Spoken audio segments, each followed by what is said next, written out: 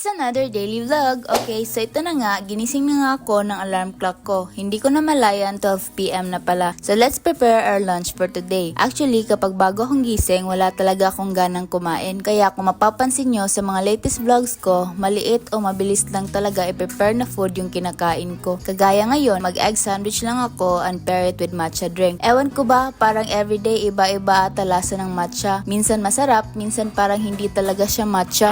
Inalo ko lang yung boiled egg at cream cheese, then added to the wet bread and added some lettuce para colorful at saging para cute tingnan sa plate. Ganitong kain is appealing at the same time healthy na rin. Hayaan nyo na itong mga na-prepare kong meals, experiment ko lang po ito lahat.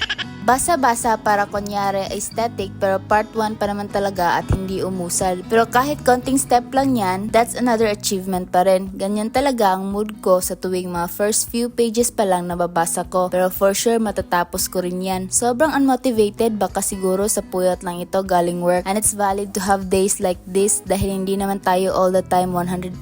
Minsan pa nga nagiging 20% na lang yan. Kaya need natin ng someone to add up 80% of it. May it be your friends or loved ones to make it 100. Buti na lang nandito si Kali to fill the void. Pero pinagalitan ko pa nga dahil dinadala ba naman niya yung food niya sa akin na para bang binibigyan niya ako. Diyos ko po, hindi naman ako kakain ng galing sa floor, Kali.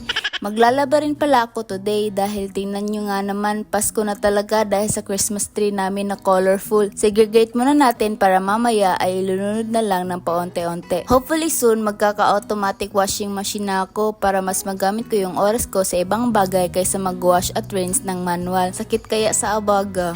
Pero palaban man itong atin nyo kaya kinakaya kong maglaba. Thankful pa rin ako dahil may washing machine kami. Pagkatapos maglaba, nagpahinga muna ako saglit at nag-prepare dahil lalakad kami ng boyfriend ko at kakain. Sobrang lamig sa labas at dahil lamigin tayong tao, kailangan nating nakabalot talaga. Gusto daw niyang sumama pero bawal kasi doon sa pupuntahan namin, baka sa susunod na araw na lang. Namiss ko talagang mag-ramen kahit nag-ramen pa nga kami kahapon. Hindi nga ako nakatry ng ramen noong nandoon kami sa Taiwan dahil sa tight ng schedule. Hopefully soon pagbalik namin in God's will. Dalawang order lang naman ng tantan men with white and red noodles, tapos shrimp tempura at chicken karaage ay perfect na for today's dinner. Sobrang gutom at napasarap ang kain at naubos ko talaga at nandito na sa sasakyan para magpa-cute na naman. Tapos pauwi na kami dahil may duty pa ako at 11 PM. See you next time!